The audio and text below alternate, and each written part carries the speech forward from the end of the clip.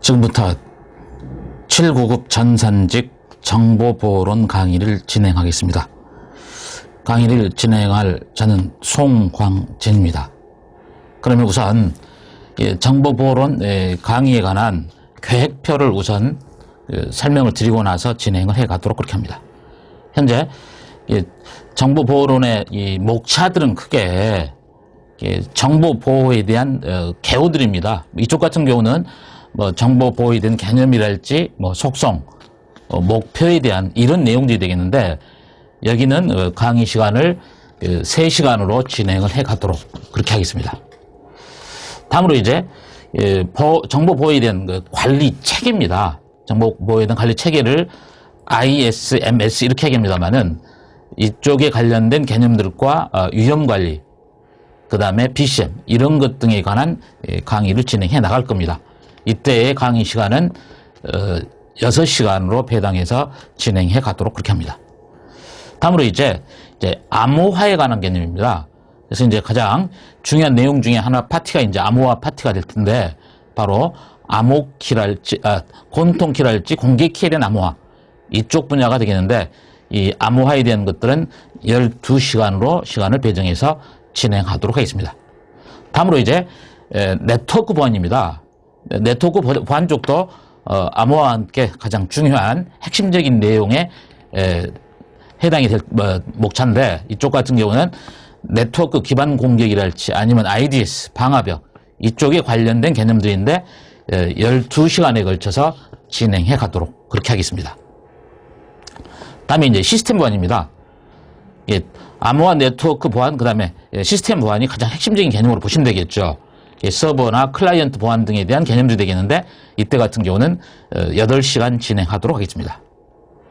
다음으로 마지막으로 어플리케이션 보안입니다. 어플리케이션 보안은 우리 책에서 같은 경우는 제가 시스템 보안에 묶어서 장으로 기술을 했는데, 별도로 이제 분리를 한번 시켜보겠습니다. 그래서 FTP 보안이랄지 전자메일 이쪽 분야는 7시간에 걸쳐서 진행하도록 그렇게 하겠습니다. 그래서 일단은 강의의 전체적인 내용은 48시간으로 진행해 갈 겁니다. 그리고 그 다음으로 이제 네트워크 보안이랄지 특히 이제 시스템의 보안 뭐 이런 쪽에 가서는 리눅스에 관한 개념도 이해를 해야 될 거고, 시스코 라우터에 관한 것들, 특히 이제 디도스 공격에 관련된 개념에서는 여러 개 해킹에 대한 원리들도 이해를 하셔야 됩니다. 그래서 리눅스 OS에 관련된 것들은 네트워크에 대한 이해를 하기 위해서는 필연적으로 리눅스에 대한 이해를 하셔야 되겠죠. 그래서 리눅스 OS와 같은 것들은 직접 가상 머신으로 실습을 통해서 진행하도록, 여기서 같은 경우는 직접 여기에서는 직접 강의로 하진 않고 캠타시아에서 음성 파일만 나와서 강의가 될 수 있도록 하는 이런 강의로 진행을 해 나갈 겁니다. 그래서 리눅스에 관련된 것이랄지 이런 것은 제 카페에서 보면은 샘플 강의 올리면서 제공했던 내용들이 있을 겁니다. 그런 방식으로 리눅스에 관한 어떤 여러 가지 명령들과 그 다음에 구조들, 설명들을 그런 방식으로 설명을 해 가도록 합니다. 특히 이제 시스코 라우터에 관한 개념인데, 시스코 라우터에 관한 것들은 이미 보안 기사 등에서도 시험 출제가 되고 그렇습니다. 이쪽에 관련된 명령들인데, 라우터랄지 뭐 스위치에 관련된 것들을 패켓 트레이서라고 하는 그런 프로그램을 활용해서 진행해 가도록 그렇게 할 겁니다. 그 다음 여기서 보시면 백트랙이라고 하는 것들이 있는데, 백트랙 같은 경우는 하나의 해킹의 도구입니다. 해킹의 도구가 되겠는데, 직접 네트워크 기반 공격에서 해킹 후 도구를 이용해서 직접 어떤 방식으로 해킹이 이루어지는가를 실습을 통해서 쭉 해 나가도록 그렇게 할 겁니다. 그래서 해킹의 도구를 사용을 하면서는 반드시 패켓을 분석할 수 있는 것들이 있어야 되겠습니다. 그래서 이쪽이 이제 패켓 분석 도구입니다.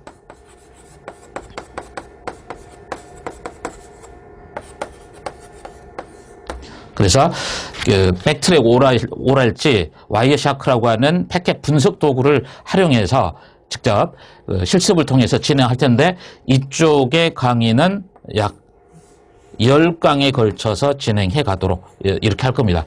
그래서 전체적인 정보보호론의 강의는 여기까지가 지금 총 48강이 됩니다. 48강에다가 캠타시아를 이용해서 실습을 통해서 이용해야 될 강의 10강에서 총 58강을 기본 강의로 하면서 진행을 해 갈 수 있도록 그렇게 할 겁니다. 그래서 특히 올해 이제 처음 정보보호론이 시작이 되면서 그런 어떤 내용에 대한 포커스를 어떻게 맞춰야 될 거고, 그 다음에 가능한 한 출제 경향을 어떤 식으로 파악해야 될 건가, 이런 것들이 가장 핵심적인 문제가 될 텐데, 그렇다면 처음 시행되는 이런 시험에 대한 학습의 방법은 어떤 식으로 취해 나갈 것인가, 이것들을 간단히 한번 살펴볼 수 있도록 그렇게 하겠습니다.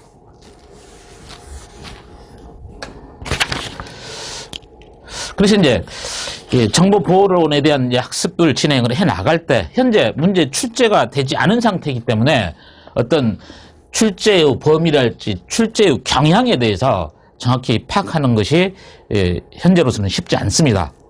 다만 그렇지만 어떤 그 정보보호론과 함께 지금 자격증으로 시작되고 있는 게 정보보안기사가 있을 겁니다. 이쪽에 대한 어떤 내용들을 한번 분석을 해본다면 정보보호론에 관한 출제 범위랄지 출제 경향도 어느 정도 예측하지 않을까 싶습니다. 그래서 이제 출제 범위랄지 출제 경향에 대한 것들은 여러분들이 철저하게 정보보안기사에서 어떤 유형의 문제들이 출제가 되고 있는지들을 관심 있게 본다면 충분히 그 범위와 경향 자체는 파악할 수 있을 거로 생각을 합니다. 그러나 지금 올해 첫 해 시험 봤던 그 필기 시험에서는 합격률이 15%로 나온 걸로 알고 있습니다. 대단히 실제적으로 봤을 때는 이제 문제가 어려운 내용들은 아니었습니다만은 그 어떤 출제 범위랄지 방향 이런 것들을 잡지 못해서 합격률이 그렇게 낮지 않았나 하는 생각들을 많이 합니다. 그러나 제가 그 정보보안기사의 기출 문제들을 보았을 때 그렇다고 해서 딱히 어렵거나 난해했거나 뭐 그런 내용들도 아니었습니다. 가장 평범하고 포인트가 있는 중요도가 있는 분야에서 문제가 많이 출제가 됐던 경우인데 첫 해이기 때문에 준비하는 사람 입장에서는 그런 준비를 못했던 게 그렇게 낮은 결과가 나왔지 않나 생각을 합니다. 그래서 정보보호론 같은 경우도 어찌 보면 잘못 준비하다 보면 그런 함정에 빠질 염려도 있습니다. 그래서 특히 전산직을 준비할 수험생들은 그 점에 유념을 하면서 준비를 해 가셔야 된다라고 생각을 합니다. 그 다음에 두 번째로 이제 보셔야 될 게 이제 기본 개념이랄지 원리에 충실하지 않은 얘기죠. 왜냐하면 첫 해 시험이기 때문에 이런 그 기본적인 개념 자체들은 상당 분야가 그런 바탕 위에서 문제가 출제가 될 걸로 생각을 합니다. 그래서 가장 보편적이면서도 타당성 있는 그런 내용들을 정리한다면 좋은 점수를 얻을 수 있을 걸로 생각을 합니다. 그 다음에 세 번째입니다. 이 결론은 이제 정보보안기사라는 자격증이 나오게 되고 정보보호론이라고 하는 것들을 과목에 추가를 하게 된 것들은 결론은 어떤 시대적인 흐름들을 보면 다 읽을 수 있으라고 생각을 합니다.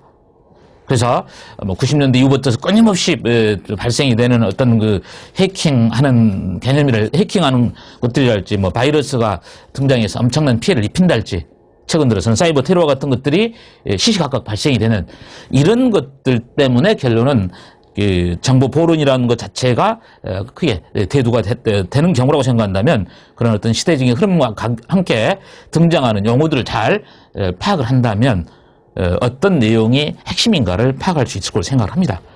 그 다음에 이제 단계별로 학습하자라고 얘기를 했었는데 물론 처음 접하다 보니까 내용에 대한 전체적인 줄거리를 잡지 못하고 지역적인 문제만 파악해서는 안 된다는 얘기죠. 그래서 먼저는 기본적인 개념이랄지 어느 장단점 같은 것들을 좀 잘 분석을 하고 그래서 이제 상호 유기적인 관계들을 파악해 나간다면 종합적인 흐름 자체를 파악해 나갈 수 있지 않을까라는 생각들을 합니다. 그래서 이런 어떤 그 네 가지 규칙만을 여러분들이 딱 담고서 학습을 해 나간다고 한다면 좋은 점수를 얻을 수 있을 걸로 저는 생각합니다. 그래서 이런 바탕 위에서 저도 뭐 강의를 준비를 해서 여러분들과 함께 해 나갈 거고 그래서 이제 모든 강의는 이렇게 PPT를 이용해서 강의를 진행해 나가니까 여러분들의 공부하는 입장에서도 시각적인 효과들도 높일 수 있을 걸로 그렇게 생각을 합니다. 자, 그렇다면 이제 오늘 강의 첫 장 정보 보호에 대한 개요에 대해서 보겠습니다.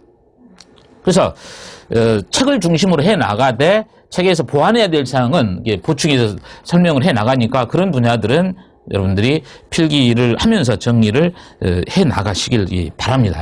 그래서 이제 첫 번째 제 1장에서 정보 보호에 대한 개요 쪽은 현재 제가 정의를 했을 때 7개 파트로 나누어서 설명을 해 나갈 겁니다. 정보의 특징이랄지 정보사의 순기능하고 역기능, 이 두 가지 기능은 현재 우리 책에서 기술되어 있지 않습니다. 그렇지만 이 정보 보호라는 개념을 일단 보기 위해서는 정보에 대한 특징들이 어떤 것인가, 그래서 이제 정보화 사회에서 발생될 수 있는 순기능하고 역기능인데, 바로 이 정보 보호라고 하는 게 등장하게 된 원인도 뭐냐면 그런 어떤 정보화 사회에서 발생할 수 있는 역기능, 역기능에 대한 효율적인 대처가 결론은 정보 보호라고 보시면 되는 겁니다. 그렇다면 이게 정보화 사회에서 가질 수 있는 여러 가지 정보의 특성과 그 다음에 역기능이 어떤 것인가에 대한 판단들을 해 주셔야 되겠죠. 그래서 특히 이제 역기능에 관련된 개념에서는 한번 여러분들이 관심 있게 봐두셔야 됩니다.